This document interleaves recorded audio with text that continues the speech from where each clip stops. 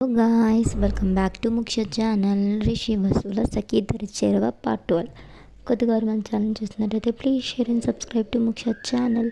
అలాగే మన సిరీస్ ఎలా ఉన్నాయో కామెంట్ చేయడం మాత్రం మర్చిపోవద్దు. ఇంకా ఆలస్యం లేకుండా స్టోరీలోకి అయితే వెళ్ళిపోదాం. రమ్య వసుని అలాగా మా ఇంటికి డెలివరీ చేసి ఎంత బాగున్నావు వసు అని అంటూ పొగుడుతూ ఉంటుందన్నమాట. దూరం నుంచి చూస్తున్న రిషికి హార్ట్ బీట్ రైజ్ అయిపోతూ ఉంటుంది వసుని అలా చూసి. ఇంకో పక్క సాగర్, వీరు అలాగే కార్తిక్ కూడా వసుని చాలా మెస్మరైజ్ అయిపోయి చూస్తూ ఉంటారనమాట. రిషికి తనకే తెలియకుండా తన అడుగులు వసు సైడ్ పడుతూ ఉంటాయి. వసుకి హార్ట్ బీట్ పెరిగిపోతూ ఉంటుంది. రిషి అలా దగ్గరికి వస్తూ ఉంటే తనకి తెలియకుండా తనకి టెన్షన్, అలాగే సిగ్గు, బిడియం ఇవన్నీ వచ్చేస్తూ ఉంటాయి. తను ఎవరు పట్టి పట్టి చూస్తున్నట్టు అనిపిస్తూ ఉంటుందన్నమాట. బస్సుకి తెలియకుండానే తన కళ్ళు ఎవరి కోసమే వెతుకుతూ ఉంటాయి. రిషి అది గమనించడు. అలాగే స్టన్ అయిపోయి వస్తూ ఉంటాడనమాట. ఇంకా వసు సరే నేను వెళ్ళి మార్చుకొని రానా అని అంటుంది. సరే వసు అని అంటుంది. ఇంకా వసు వెళ్ళి శారీ అయితే మార్చుకొని వస్తుందన్నమాట. ఇంకా తన కళ్ళు అన్ని సైడ్స్ వెతుకుతూ ఉంటాయి. తనకి ఎంతో అలజడిగా అనిపిస్తూ ఉంటుందన్నమాట. ఇంకా రమ్య, వసు ఈ చీర నాకెలా ఉంది అని అడుగుతుంది. ఎల్లో కలర్ శారీ తీసి. రమ్య చాలా బాగుంటుంది ఈ కలర్ అని అంటుందన్నమాట. థ్యాంక్ యూ, నేను ఇది తీసుకుంటున్నాను అని చెప్పి ఇంకా ఇద్దరు కౌంటర్ సైడ్కి వెళ్తూ ఉంటే రమ్య వసు చేయి పట్టుకొని ఎక్కడికి అని అంటుంది. నాన్నకి బట్టలు కొనాలి కదా, అందుకు పై ఫ్లోర్కి వెళ్తున్నాను అని అంటుంది. సరే పద అని చెప్పి ఇంకా ఇద్దరు వెళ్తారనమాట. ఆడికి వెళ్ళి అన్నీ చూస్తూ ఉంటుంది. ఇంకో పక్క రిషి అడుగులు అక్కడికి ఆగిపోవడానికి కారణం రిషి వాళ్ళ మదర్ శ్వేత గారి దగ్గర నుంచి కాల్ వస్తూ ఉంటుందన్నమాట. రిషి అప్పుడు స్ప్రోలోకి వస్తాడు. తను ఏం చేయబోయాడో తల వెనక రుద్దుకుంటూ అమ్మో అని అనుకుంటూ ఉంటాడనమాట. ఇంకా కాల్ లిఫ్ట్ చేసి హలో మామ్ అని అంటాడు. కన్నా ఎలా ఉన్నావు, టైంకి తింటున్నావా లేదా అని బెంగగా మాట్లాడుతూ ఉంటే నేను బాగున్నాను మ్యామ్, మీరు ఎలా ఉన్నారు అని మాట్లాడుతూ ఉంటాడనమాట. ఇంకా శ్వేత గారు స్పీకర్ ఆన్ చేసి ఉంటారు కదా, పక్కనే చక్రధర్ గారు కూడా వింటూ ఉంటారు రిషి మాటలు. ఇద్దరు చాలా బెంగపడిపోతారనమాట. ఇద్దరు కొడుకులు దూరంగా ఉండేసరికి ఇంట్లో లోన్లీగా అనిపిస్తుంది. ఇప్పుడు చక్రధర్ గారు కూడా రిటైర్మెంట్ తీసేసుకున్నారు కాబట్టి ఆయన కూడా ఇంట్లోనే ఉంటున్నారు. ఎప్పుడో ఒకసారి ఆఫీస్కి వెళ్తారనమాట. రిషి సరే మామ్ అని అంటూ ఉంటే నాన్న చెప్పడం మర్చిపోయాను, వచ్చే వారం మన ఊరికి వెళ్తున్నాం తాతయ్య కర్మ జరిపించడానికి అని అంటారు. సరే మామ్ అని అంటాడనమాట. ఉంటాను మామ్ అని చెప్పి కట్ చేసేస్తాడు. అప్పుడు అర్థమైంది రిషికి నెక్స్ట్ వారంలోనే వాళ్ళ తాతయ్య చనిపోయిన రోజు అని చెప్పి, అలాగే తన అమ్మ తనకు దూరమైన రోజులు కూడా ఆ వీక్లోనే. కొంచెం డల్గా ఫేస్ పెట్టుకొని ఇంకా వసు కోసం వెతుకుతాడనమాట. ఎక్కడ కనపడదు. రిషి అంతా వెతుకుతూ ఉంటే Karthik hello boss, second floor అని అంటాడు.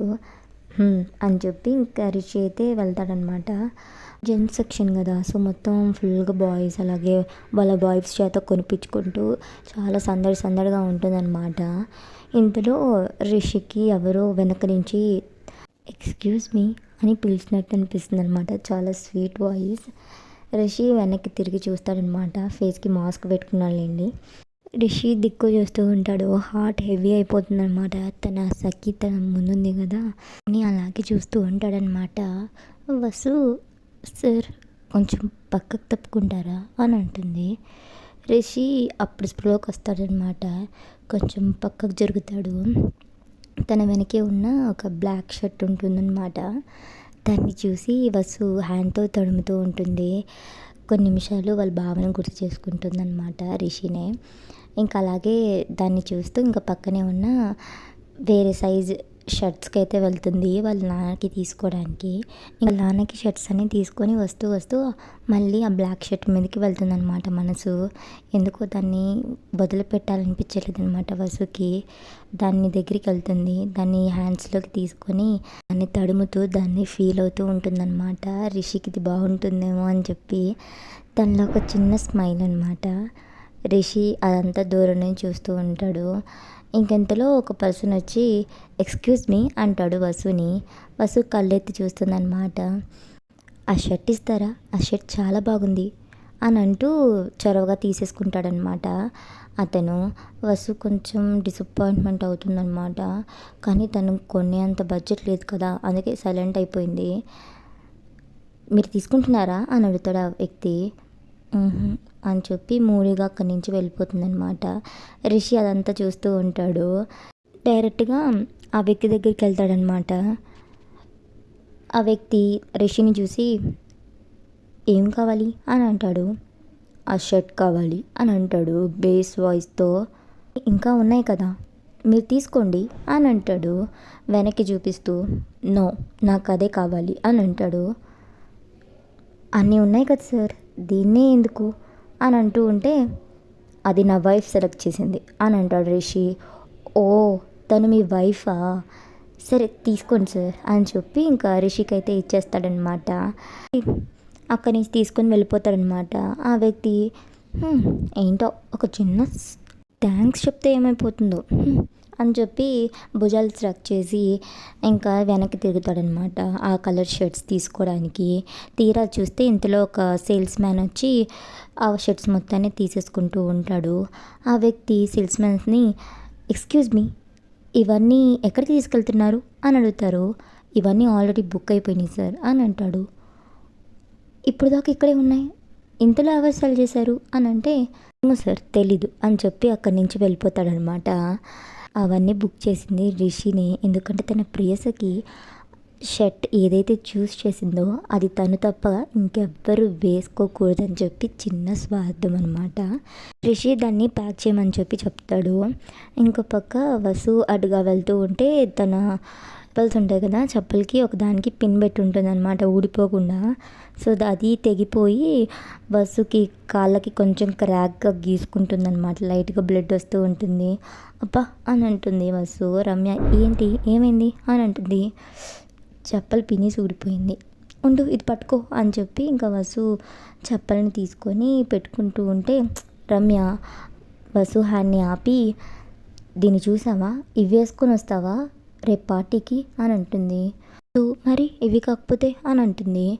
పిచ్చా వాసు నీకు, అక్కడికి ఎంతమంది బిలియనియర్స్ వస్తారో తెలుసా నీకు, తని నువ్వు హోస్ట్ చేస్తున్నావు, అంత మంచి శారీ కట్టుకొని ఈ చెప్పల్స్ వేసుకుంటావా, అక్కడ కూడా ఇది ఇలాగే ఊడిపోతే ఏం చేస్తావు, అందరి ముందు నవ్వులు పాలవుతావు, పద అని చెప్పి చెప్పల షోరూమ్కి అయితే తీసుకెళ్తుంది. పక్కనే అదొక ఫ్యాన్సీ మాల్ అనమాట.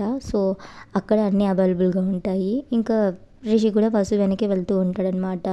రమ్య చెప్పల షోరూమ్కి అయితే వస్తారు పక్కనే, అక్కడ అన్నీ అవైలబుల్గా ఉంటాయన్నమాట ఫ్లోర్లో. సో అవన్నిటిని చూసి వసు కొంచెం కంగారుగా, ఇప్పుడు ఎందుకు ఇంత, ఆ చెప్పల్స్ని చూసావా ఎంత కాస్ట్ ఉంటుందో ఏంటో, నా దగ్గర అంత బడ్జెట్ కూడా లేదు, పద వెళ్దాం అని అంటూ ఉంటే, ఏం కాదు ఇది ఒక్కసారికి నీ బడ్జెట్లోనే తీసుకుందాము సరేనా, ఎలాగో ఇక్కడ ఆఫర్ నడుస్తుంది కదా, నీ బడ్జెట్లోనే తీసుకుందాం పద అని చెప్పి తీసుకెళ్తుంది. ఇంతలో ఒక సేల్స్ మ్యాన్ అయితే వస్తాడు. మే హెల్ప్ మేడం అని చెప్పి, రమ్య తినే సైజ్ చెప్పల్స్ చూపించండి అని అంటుంది. ఓకే మ్యామ్ అని చెప్పి ఇంకా అన్ని చెప్పల్స్ చూపిస్తూ ఉంటారు. అన్ని చెప్పల్స్ చాలా బాగుంటాయి అన్నమాట, అన్నీ కూడా చాలా బ్రాండెడ్, అలాగే చాలా కాస్ట్లీ. తను ఎప్పుడూ 200 అలాగే 100 రూపీస్లోనే చెప్పేసుకుంటూ ఉంటుందన్నమాట. వసుకి దాని కలర్తో మోడల్తో పని ఉండదు, అది తన బడ్జెట్లో వస్తే చాలన్నమాట. తను ఎలాంటి చెప్పల్స్ అయినా తీసేసుకుంటూ ఉంటుంది. అలాంటిది ఇన్ని మోడల్స్ చూస్తుండేసరికి రమ్య ఏంటి చూస్తున్నావు, తీసుకో అని అంటూ ఉంటుంది. అని చెప్పి ఇంకా ఒకదాన్ని ట్రై చేస్తూ ఉంటుందన్నమాట. ఒకటి లూజ్ అయిపోతుంది, ఇంకోటి వేస్తుంది, ఒకటి టైట్ అయిపోతుంది అనమాట. ఆ పిన్ ఎక్కడైతే క్రాక్ ఇచ్చిందో అక్కడ కొంచెం నొప్పి ఎక్కువ అవుతుంది అనమాట అని అంటుంది. రమ్య ఏమైంది వసు అని అంటుంది. ఏం లేదు అని చెప్పి వసు కాళ్ళు పట్టుకొని మెల్లగా ఆ చెప్పల నుంచి కాలు బయటకు అయితే తీస్తుంది అనమాట. ఇంతలో తన ముందు మోకాల మీద కూర్చొని తనకి పర్ఫెక్ట్ సైజ్ అలాగే పర్ఫెక్ట్ మోడల్ని తన కాళ్ళ దగ్గర ఉంచి మ్యామ్ అని అంటాడు గట్టిగా. వసు తనని చూసి అలాగే ఉండిపోతుంది అనమాట, తన కళ్ళల్లోకి అలాగే చూస్తూ. ఇంకా రిషి వసుని అలాగే చూస్తూ తన కాళ్ళు పట్టుకుంటాడనమాట. రమ్య అయితే స్టన్ అయిపోతుంది. ఇంకా వసు కాల్ని అలాగే చప్పల్లోకి పెట్టి ఇట్స్ పర్ఫెక్ట్ మ్యామ్ అని అంటాడు. వసు అయ్యో ఏం చేస్తున్నారండి అని అంటుంది. ఇట్స్ అవర్ జాబ్ మ్యామ్ అని అంటాడు రిషి. అవును, అక్కడ వసు కాళ్ళు పట్టుకుంది రిషి అనమాట. అక్కడ దూరం నుంచి వీరు, సాగర్, కార్తిక్ వీళ్ళందరూ స్టన్ అయిపోతారు. టు సేల్స్ మ్యాన్ రూపంలో ఉన్న బాడీ గార్డ్స్, అలాగే బాడీ గార్డ్ల హెడ్ అన్వర్ అందరూ కూడా రిషి చేసిన పనికి అలాగే షాక్ అయిపోతూ ఉంటాడనమాట. ఒక కింగ్డమ్ని రూల్ చేసే వాళ్ళ కింగ్ అయిన వాళ్ళ బాస్ ఒక అమ్మాయి కాళ్ళు పట్టుకోవడమా? ఎప్పుడు కమాండింగ్గా ఒకరిని రూల్ చేయడమే తప్ప ఎవరి ముందు తగ్గని వాళ్ళ బాస్ ఒక అమ్మాయి కాళ్ళు పట్టుకోవడానికి కూడా వెనకాడలేదంటే ఆ అమ్మాయి వాళ్ళ బాస్కి ఏంటి అనేది విషయంలో తెలిసిపోతుంది వాళ్ళకి. అందరు అలాగే చూస్తూ ఉంటారు. బస్సు రిషి కళ్ళలోకి అలాగే చూస్తూ ఉంటుందన్నమాట. అయస్కాంతంలాగా అలాగే ఉండిపోతుంది. తనకి ఎప్పుడైతే రిషి తన కాళ్ళు పట్టుకున్నాడో అప్పుడే ఒళ్ళు పులకరించిపోయిందనమాట. ఒళ్ళంతా చల్లగా అయిపోయింది. తనకేదో తన దగ్గరది తనకి చేరువైనట్టు అనిపించిందనమాట. ఆ ఫీల్ని ఎంజాయ్ చేస్తూ రిషి కళ్ళలోకి అలాగే చూస్తూ ఉండిపోయింది. రమ్య చుట్టూ అంతా చూస్తూ దూరంగా నిలబడి ఉన్న కార్తిక్ని చూస్తుంది. కార్తిక్ ఎటు చూస్తున్నాడో అటు చూసి రిషి వైపు అలాగే చూస్తూ ఉండిపోతుందన్నమాట. తనకు అర్థమైంది రిషి అని చెప్పి.